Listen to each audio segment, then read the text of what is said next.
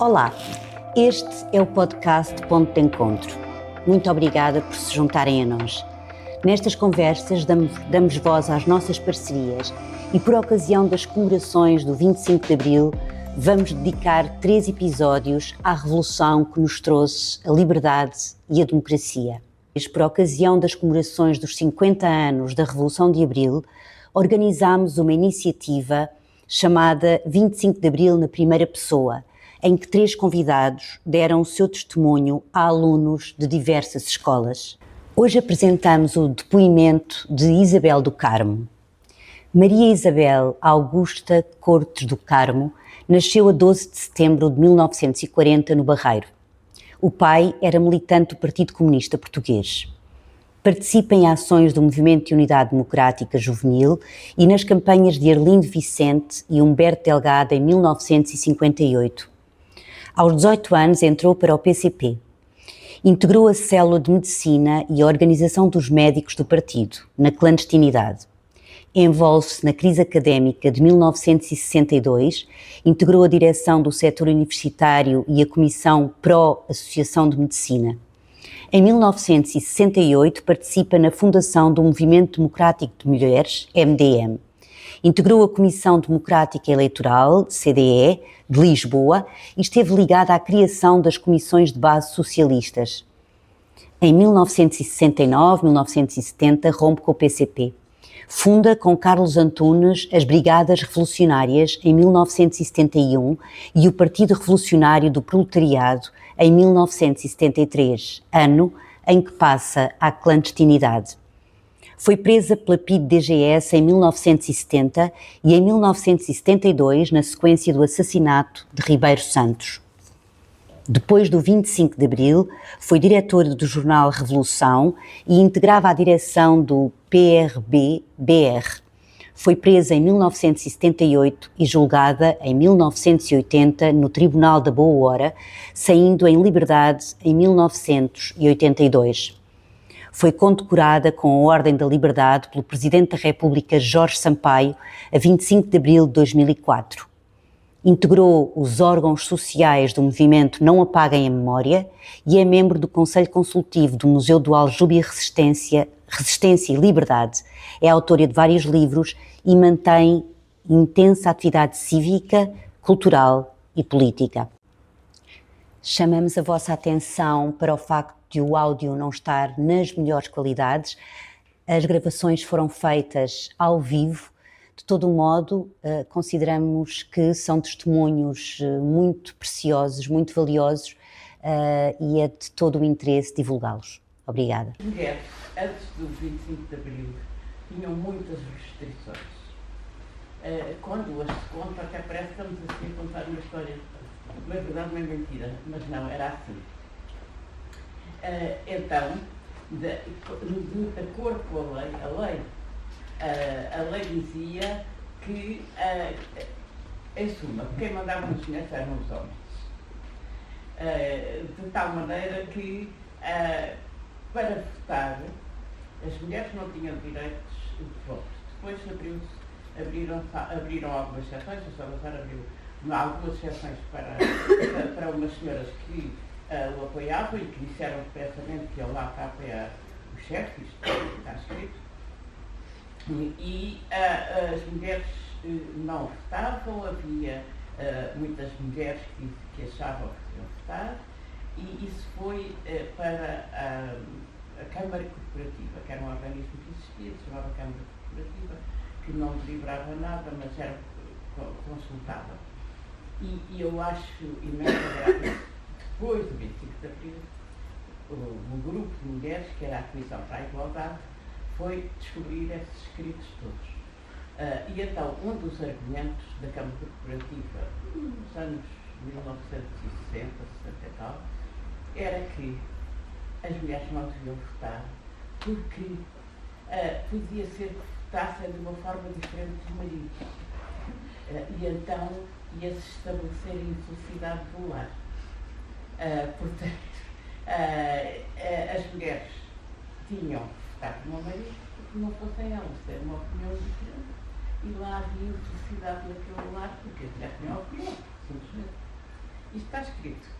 Escrito, foi publicado no pequenino por mulheres, por senhoras que constituíram essa comissão. Isto é o menos para não votar, até porque eles estavam, depois os votos eram anulados, eram corrigidos, mas estava escrito no código que tudo que pertencesse à mulher, num casal, pertencia ao marido. Se o marido quisesse vender as coisas, podia vender. Mesmo que isto fosse uma máquina de costura. Portanto, a mulher podia trabalhar, ser costureira e trabalhar como uma máquina de costura. Se o marido quisesse vender, podia. Se a mulher quisesse ir ao estrangeiro, tinha que o marido dar autorização. Uma coisa mais delicada, mas que vocês perceberão como era importante, é que se casassem e o marido, na noite de casamento, que era assim, uma coisa muito falava, o marido verificasse que a mulher não era virgem, podia repudiá-la. Se repudiá-la, quer dizer, deitá-la fora, pronto, e pôr lá a casa dos pais. O que acontecia? Estavam nela, está a vossa filha, que afinal era uma desavergonhada. Se as mulheres engravidassem do casamento, isso era considerado uma desonra. Havia muitos pais que punham as filhas à porta de casa porque elas engravidavam, ainda hoje, sou médica, faço consultas e na consulta tenho esta facilidade, digamos, as histórias mais ninguém ouve, não é? Ficam ali, é como com os padres, ficam ali.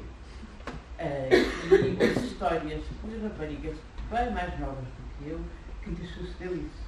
Engravidaram e os pais puseram-nos à porta de casa. Fazia com que as pessoas, se por acaso engravidassem, se por acaso os namoros eram legítimos, mas se por acaso tivessem o azar de engravidar, o aborto era proibido, e não só era proibido, como era criminalizado, era um crime. Portanto, tentavam fazer abortos clandestinos. E a história dos abortos clandestinos era uma coisa horrível. Eu perguntei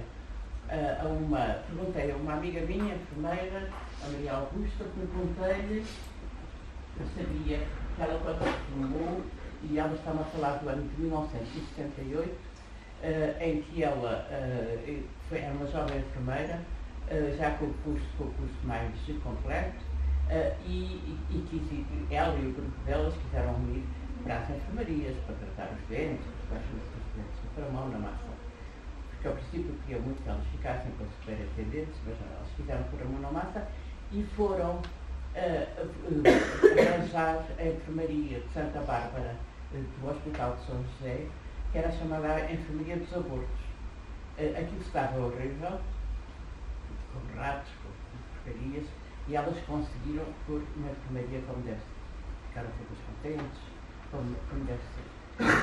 E então, eu perguntei, Maria Augusta, então, quantas mulheres que têm feito abortos clandestinos? Quantas mulheres é que tu viste? Em 9 meses, 1.500. Iam parar ao hospital porquê? Porque as duas coisas principais eram porque faziam negligencias ou porque tinham infecções, e algumas morriam. Há uma coisa que também já não é do vosso tempo, os católicos diziam, agora já não existe, que havia as pessoas que iam para o céu, havia as pessoas que iam para o inferno, e depois havia as pessoas, os inocentes, como ainda não tinham sido batizados, iam para o limbo. E a Maria Augusta era, e o que é, católica, era uma jovem católica ingênua. E no meio dos abortos, se aparecia o feto, ela benzia o feto, ela batizava o feto para não ir para o limbo. Diz ela, ingenuidade a minha. E até que houve uma senhora dessas, que lá estava internada, que disse, menina, deixa-se disso. Não sabe lá o que é. porque a vida era a delas, era pessoas que não tinham recursos para ter mais filhos, que também não tinham maneira de não os ter, porque não havia a pílula, e que, portanto, não suportavam economicamente ter mais um filho, eu oferecia para apostar. Também eu posso ouvir histórias. Há poucos dias, uma pessoa do Alentejo, mas isto não é só o Alentejo, eu vi histórias de todo lado, contou-me o seguinte: uma tia-avó dela tinha filhos constantemente, porque aquilo eram uns atrás dos outros, né? E teve mais um, e o marido fez com que ela pusesse uma almofada debaixo da barriga, da saia, para mostrar que continuava grávida, pegou na criança e atirou-a para o restolho. A criança morreu. Depois a criança acabou por ser apanhada no restolho, criminalizaram a ela foi presa, ele não. Portanto, isto era o império do domínio dos homens sobre as mulheres e da mulher ser oprimida mesmo. Portanto, no meio disto tudo, quando eu entrei para a universidade, era uma elite. Nós éramos uma elite. Eu julgo que o número eram 6,7% das mulheres. Todos estes costumes bárbaros não existiam exatamente assim, naquela elite que ia para as universidades. Mas, apesar disso, estas raparigas eram todas muito tratadas de uma forma como se fossem seres inferiores. Quando se deu o dia de estudante de 1962, os estudantes todos da cidade universitária, portanto, letras, direito, medicina, entraram todos em greve.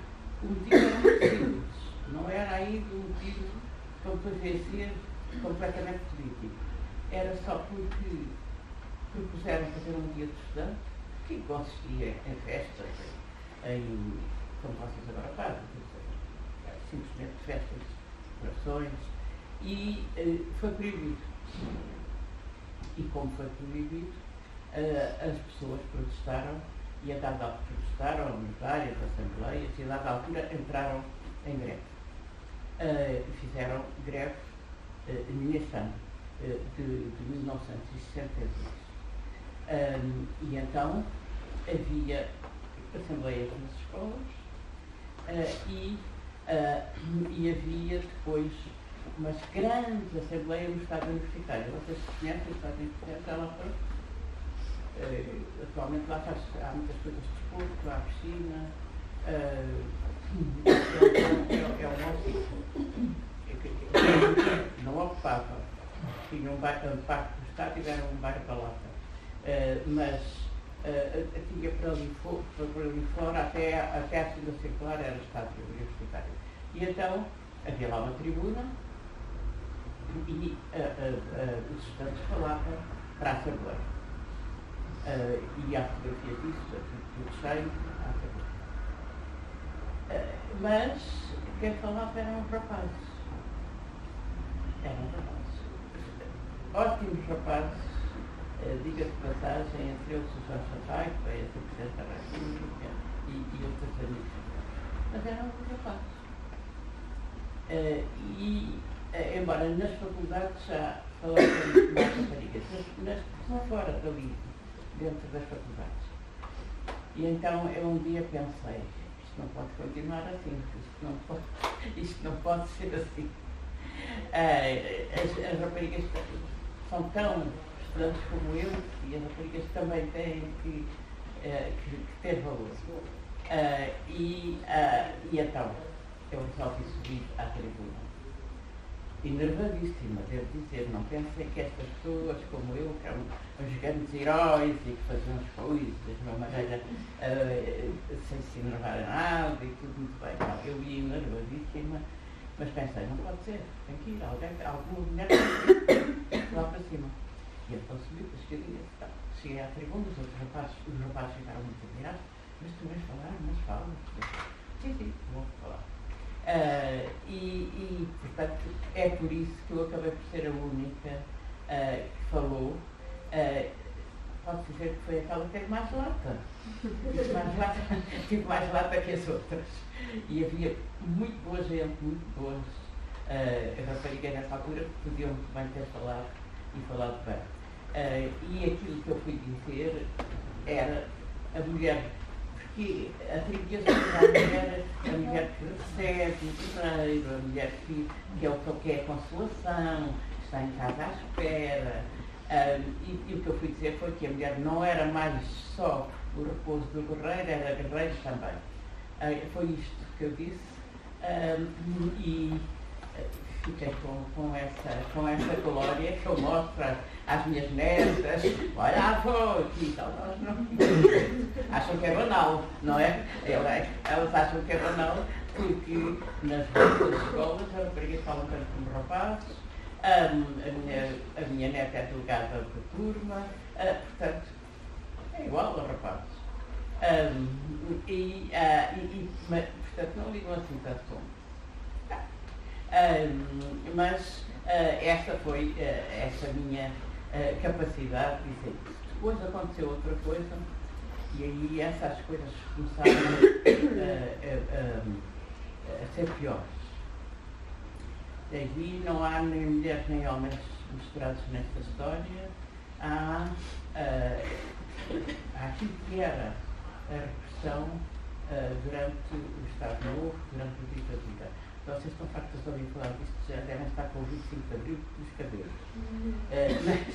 Mas é bom, é bom que se fale enquanto as pessoas têm memória. E a minha geração é aquela que ainda tem memória, e os vossos pais também. Os vossos pais foram aqueles que ainda viveram do lado da ditadura e depois do lado... Não? Que idade é que teve os teus pais? Pais. Portanto, foram os vossos avós é que viveram a transição. Já chegamos à terceira geração. Os vossos avós é que ainda, mas são vivos. A parte dos avós atualmente são vivos. Atualmente são vivos. Porque atualmente a esperança de vida vai até aos 80 anos. Porque se fosse aqui há uns tempos, não, simplesmente já não existiam.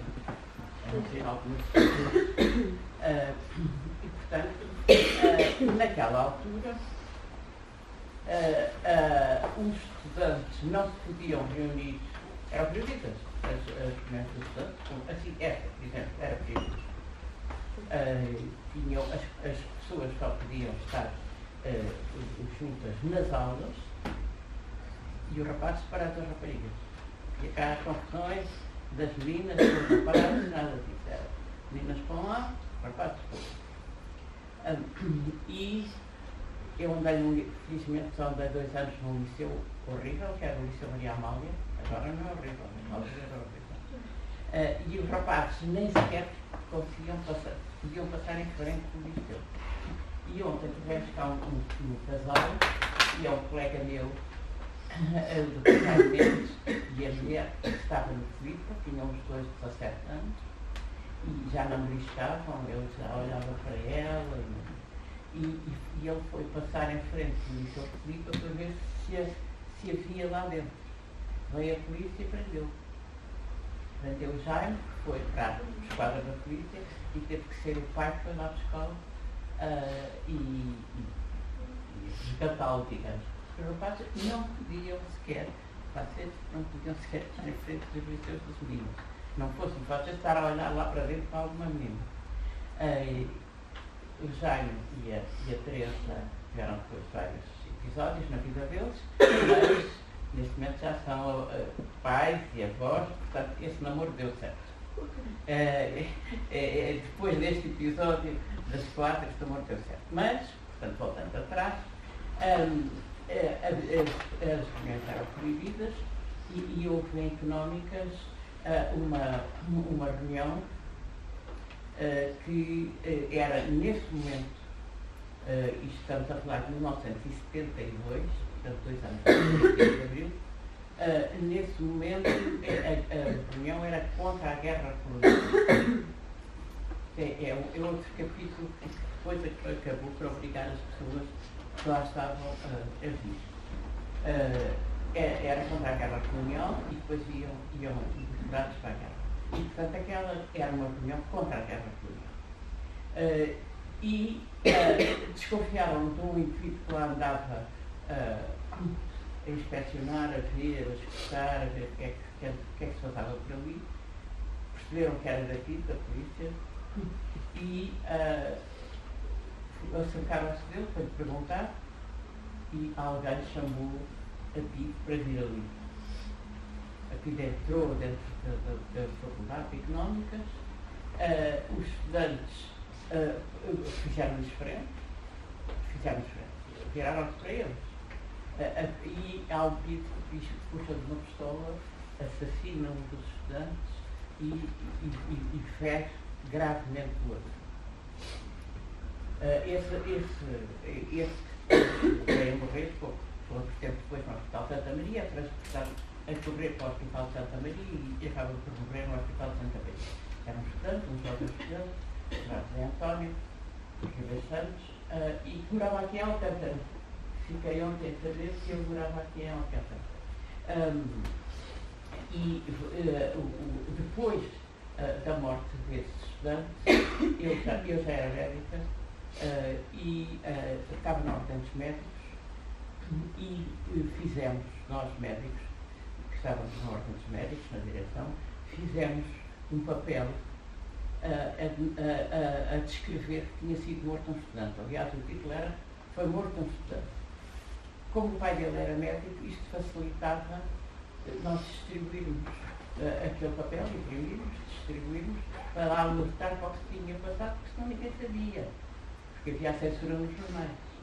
E, portanto, nós fizemos 4.000 comunicados dentro da ordem, foram distribuídos aos médicos e fora dos médicos, e a PIDE assaltou a ordem dos médicos e descobriu dentro de uma gaveta o manuscrito deste comunicado. O comunicado tinha sido feito ao certo, normal, mas havia um manuscrito, né, depois do passado, e que foi impresso. Esse manuscrito foi feito por mim. Eu é que tinha escrito. A reunião era muito grande, tinha 32 pessoas. Digo 32 porque é o que está agora na Torre do Tombo, quando eu fui ver os registros disso.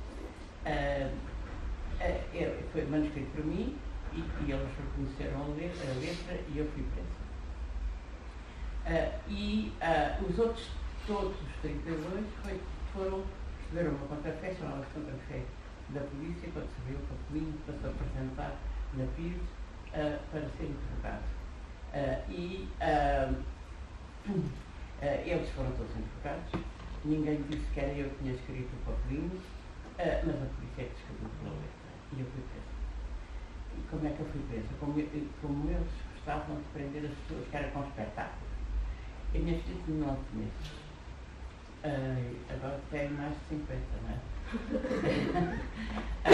E a minha filha tinha 9 meses, eu ia com ela ao colo, porque eu levava à pré-primária, ao infantário, e aparece aquela gente da PIDE, sempre com o inspetor, e depois os outros, e os carros para transportarem as pessoas. E eu lá passei a minha filha para o colo do pai, lá fui. Ora, em condições, dessa vez não, depois paguei uma caução e fui deixada pouco tempo depois. Mas se não fosse 25 de abril, ia ser julgada, vinhamos jornais, eu e outros, vão ser julgados no plenário. O plenário era o tribunal terrível, na boa hora, que julgava as pessoas. Mas uma vez anterior, vou dizer das condições, para mim foi muito mal as condições em que eu estava presa. Eles faziam isolamento completo das pessoas. Isolamento completo. Nem papéis, nem lápis, nem livros, nem relógio, que era o pior de tudo. Porque eu não sabia a que hora estava. E havia assim uma janela com grades, mas as grades davam para um muro. E em cima do muro passeava um soldado. Porta ao corredor fechadíssima, claro, só recebia as refeições. E estas condições de isolamento em que punham as pessoas é do pior que há. O ser humano é de convívio, se nos acertar um dia inteiro fechados em casa, isso até nos pode dar a fazer, não é? Agora, um dia inteiro fechado numa célula, sem relógio e sem saber o que é que se passa lá fora, é muito mal. Eu não apanhei, mas houve muitas mulheres que eram submetidas a isto. Eu também fui despida, mas há muitas mulheres que eram despidas, ficavam nuas, com uma horrível guarda que era uma tal Madalena, e ela despia as pessoas, humilhava as pessoas e depois seguiam-se as torturas. Portanto, era um regime que tinha torturas. Espancava, deixava as pessoas a dormir durante várias noites. Houve uma que foi metida com a cabeça debaixo d'água, a Aurora. Isto era o regime. E era contra isto que nós lutávamos. E lutaram muitas pessoas durou 48 anos. Logo quando se instalou, logo ali perante a rebelião, mas depois eles instalaram-se mesmo com todas estas e durou até que realmente houve sempre movimentos de resistência, até pessoas da vossa idade, mas houve depois o movimento dos militares que estavam nas colónias a fazer guerra colonial. Morreram ao todo 10.500 jovens rapazes. 10.000, é muito grande. Isto é os que sabem. É os que sabem, 10.000. E todos tiveram sem braços, cegos, surdos, etc. Eu conheci, e ainda uma vez ou outra vejo uma dessas pessoas que vieram da guerra nestas circunstâncias. Eles depois fizeram uma associação muito simpática dos docentes das Forças Armadas, onde foram todos estes que eram cegos, que eram coxos, que não tinham braços, que eram surdos, fizeram uma associação onde descreveram tudo o que se passou nas colónicas. Os 10.000 que são do lado português, do outro lado não sabemos dizer os números, mas devem ser até mais altos. São das várias colónias. E depois as pessoas que lá estavam, com este confronto que houve entre os que eram africanos mesmo e os que eram portugueses, mas estavam lá, chamados colonos, era impossível, depois das independências, eles coexistirem, muitos coexistiram, de uma forma pacífica e, portanto, houve os chamados retornados. E houve também este fenómeno que é interessante, nós no meio destas coisas todas temos fenómenos que são giros, é interessante, é que integraram-se bem cá. E as pessoas que cá estavam integraram bem estas pessoas que voltaram, claro, com um caso ou outro, mas, de modo geral, foram muitas milhares de pessoas e que se integraram. Portanto, este país em que nós vivemos, a que se pode chamar de ditadura, pode-se chamar de ditadura fascista, durou muito tempo, mais do que Espanha, mais do que a Grécia. Os outros países não ligavam muito a isto, estavam para aqui.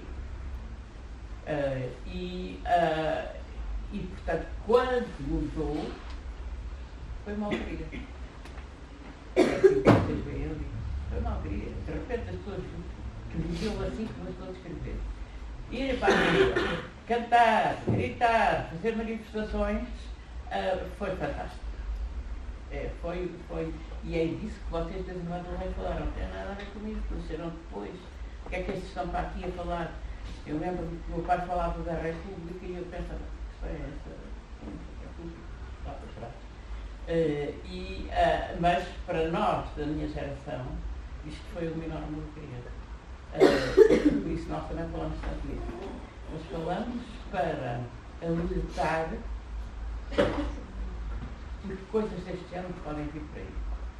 E portanto tem que se alertar. Não havia consciência de todos.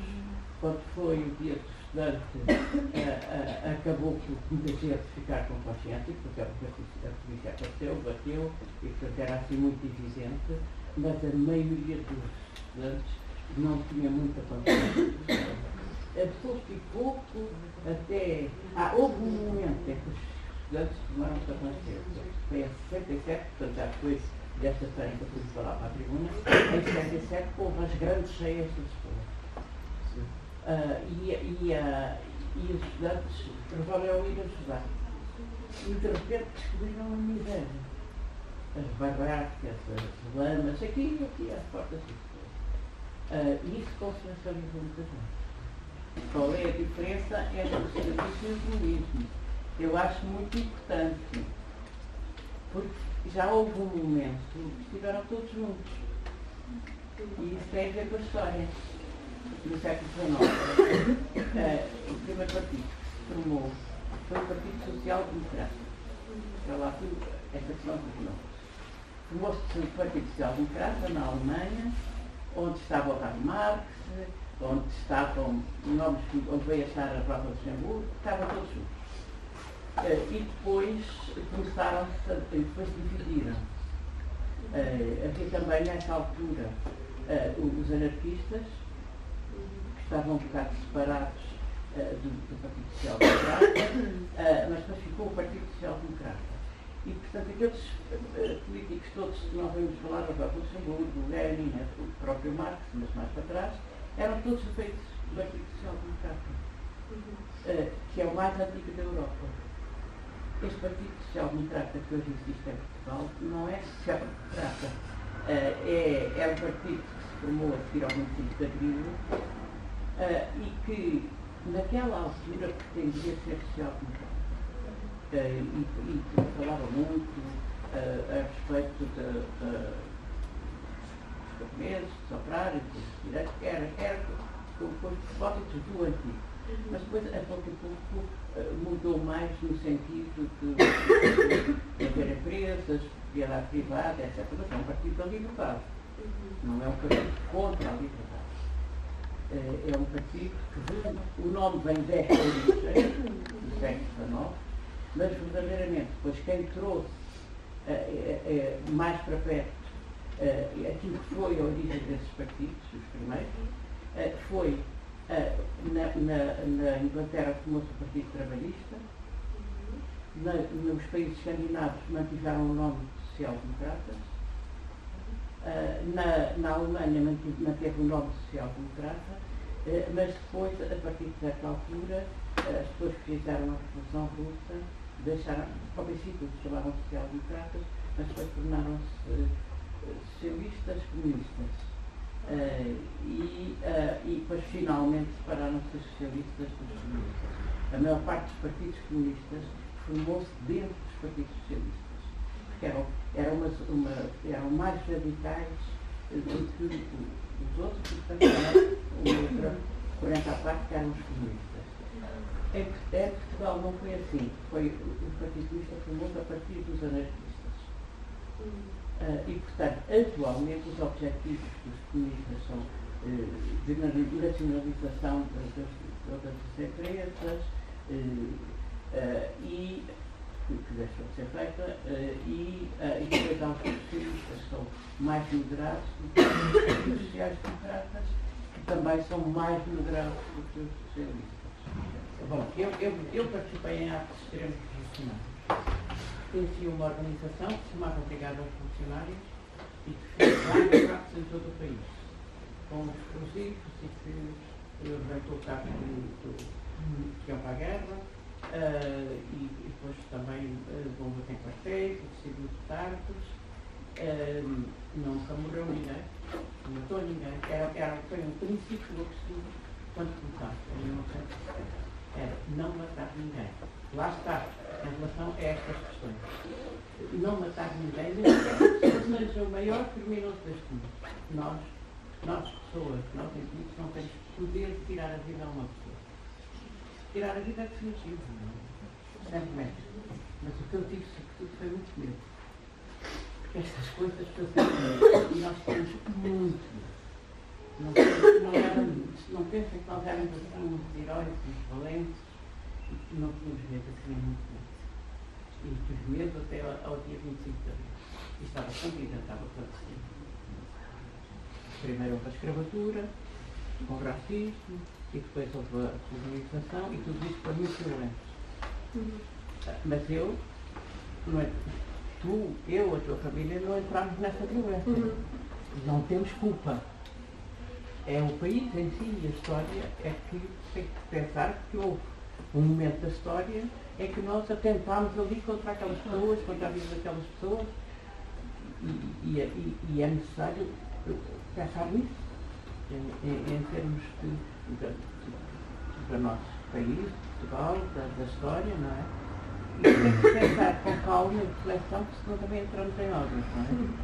Há certos ideais antidemocráticos que não entram de repente, entram de aí. Entra uma coisa aqui, outra lá, julgar, nomear juízes que já se sabe que vão dar certas penas, não fazer uma censura direta, mas fazer uma censura indireta,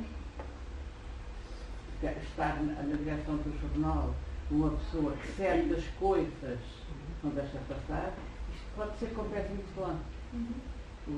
Salazar não, houve um golpe de Estado, um golpe militar, e depois o Salazar foi chamado para ser ministro das Finanças. Aí foi o golpe, a nova Constituição, tudo. Mas, atualmente, eu penso que não vai acontecer um golpe militar. Vai ser uma coisa, ou então, eu considero, agora é a minha opinião, que no dia 7 de novembro houve um golpe do Ministério Público.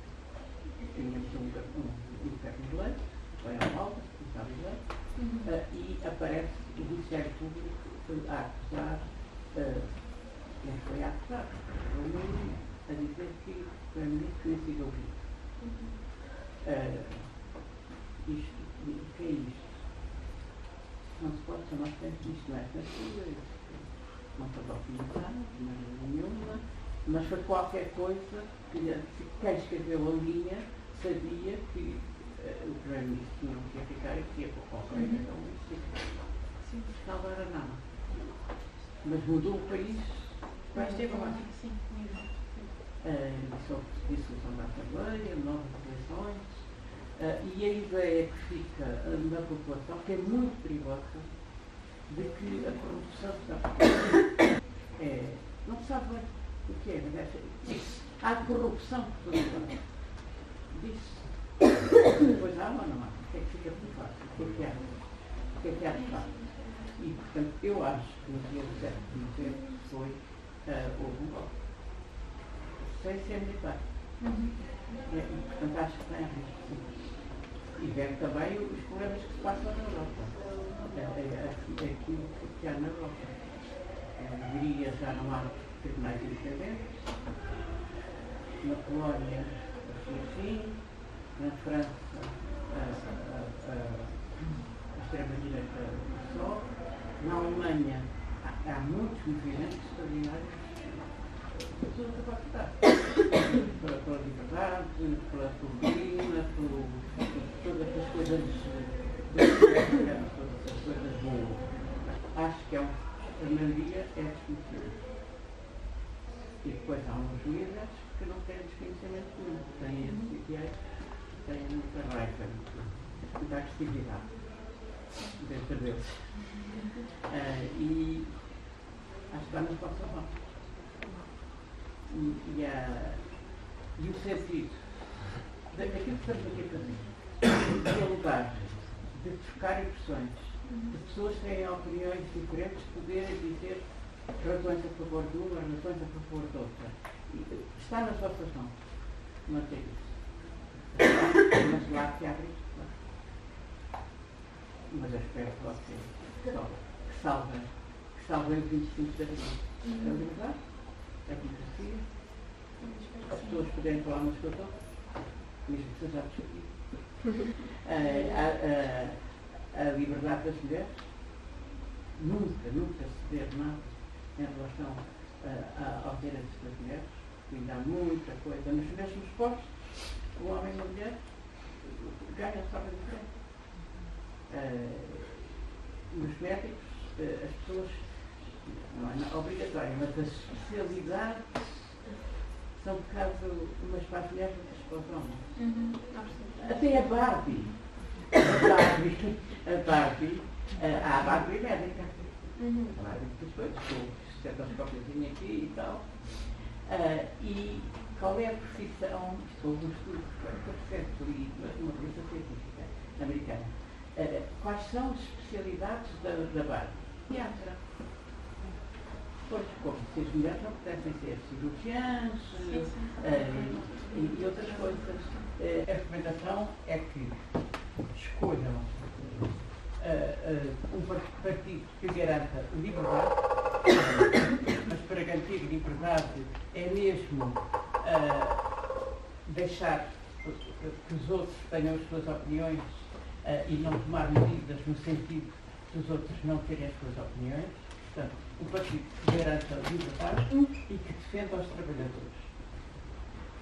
Os trabalhadores no sentido de terem salários melhores. Eu não estou a dizer aos trabalhadores atacarem os patrões, ou atacarem carros, ou atacarem bancos, para casa dos bancos. Não estou a dizer para atacarem, mas ficam com muito dinheiro. Lá ficam com muito dinheiro. Portanto, tenho esperanças. Vocês percebam isso, não se deixem iludir por algumas palavras que às vezes podem puxar pela pessoa e pela sua energia, mas que está nas vossas mãos. Não é nas minhas, é nas vossas. Nas vossas mãos está refletir, conversar, saber conversar, saber não agredir os outros. Aliás, acho que as pessoas só se agredem com questões de amor. Cá para nós, acho que na vossa idade as questões mais agressivas são as amorosas, não são propriamente as políticas. Mas, como a política está muito na ordem do dia, acho que conversar com calma. E nas questões de amor também, conversar com calma. E lá que vocês têm mais músculo, mais força, tratem como deve ser as raparigas e não sejam agressivos. Não, isso é importante. As pessoas que têm mais músculo não serem agressivas para terem menos músculo. Porque podem ter menos músculo, mas ter outras qualidades. Portanto, agressividade no namoro, nada.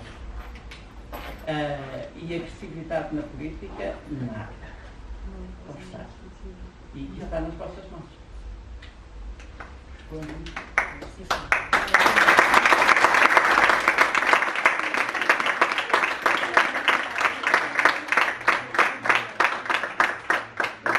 Para ter acesso a mais conversas inspiradoras, podem subscrever o podcast Ponto de Encontro em qualquer plataforma que utilizem. Obrigada e até breve.